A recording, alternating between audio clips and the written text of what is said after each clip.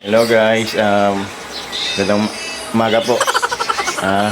Sensya na kayo, ngayon lang muli tayo nakapag sa pag-vlog kasi may dinaanan tayo ng mga pagsubok at mga medyo naging busy rin po, pero awa ng Diyos, ito nakaraos tayo. Wala tayong hindi kakayanin guys. Kung dati guys, yan dalawa rin yung anak ko, ginakita nyo naman sa vlog, pero ngayon guys, may dumating sa atin guys na blessing. Nagdadalang tao ang aking asawa at malapit na siya mga anak guys.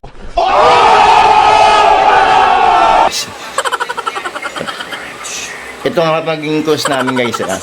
Nakakailang ultrasound na kami guys, pero laging sinasabi ng ay 50% babae, 50% na lalaki. Kumbaga ayaw pakita yung gender niya. Sino nakaranas sa inyo guys ganito na ganun lagi pinapakita? Pero bago tayo magpunta doon guys, kasi ihatid muna namin yung aming anak at babantayan sa eskwelahan. Ngayon nga pala guys, kinder ba? Daycare na sa atin, baby. Daycare? Daycare na po yung aming bunso. Eto. Ayan, nagre-ready na siya. Ayun guys, nagre-ready na sila. Ayan, napansin nyo. Nagre-ready na sila. Ayan guys, paalis na kami ngayon sa bahay. Ayun guys, kita nyo, laki ng tiyan. Baka buntis yun. Ito. Ayan, ayan. Ayan, kagalit na. Ayan guys, ayan. Ayan guys, kaya nagiging namin, nilalakaran namin palagi. Ayan, kita nyo. Ito kasi guys yung dinadaan namin dito. Ito guys kasi hindi sa amin ito daan. Ano lang ito, iba may-ari nito. Kaya parang nakikiraan lang kami guys. Ayan. Ayan, baga shortcut kasi pinakamalapit to.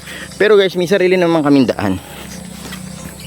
Kumbaga kasi ito pinaka best way na malapit sa school.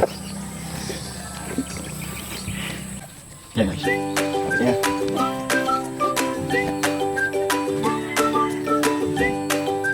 Madandaan.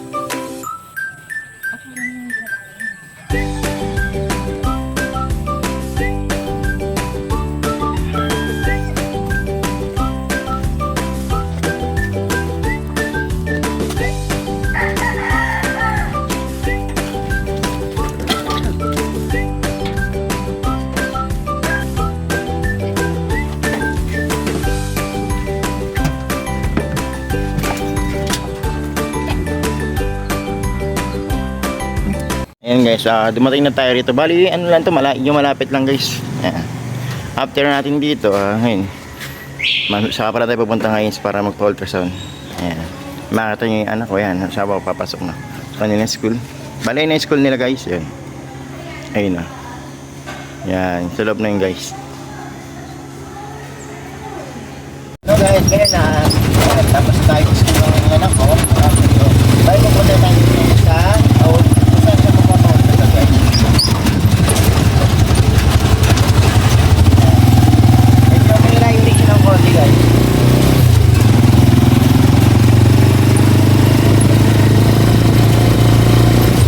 sana guys makakita na yung gender. Di ba sa akin po sa atin kung ano yung gender niya, at ang mga rin sa akin di ba na pasya na ako.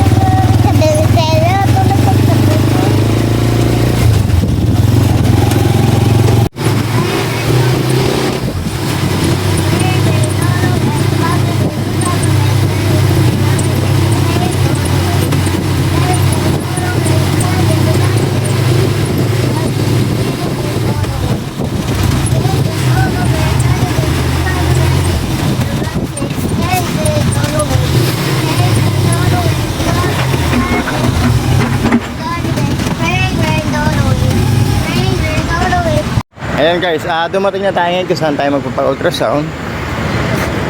Yeah. Kasalukuyan guys, ito ginagawa ngayon ng daan dito guys. Oh.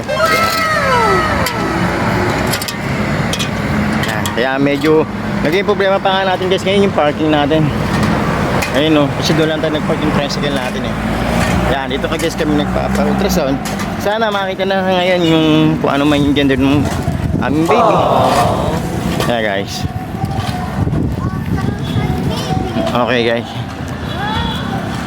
Yan, bali guys yan, akit muna kami. Yan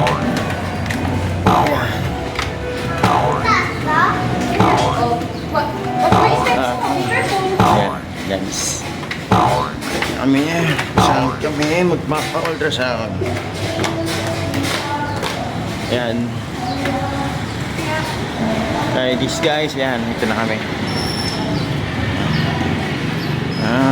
Yan. Ito pala kami guys. Bali dito yan guys sa Kalumpit sa Brain Child Diagnosis Center. Ayan guys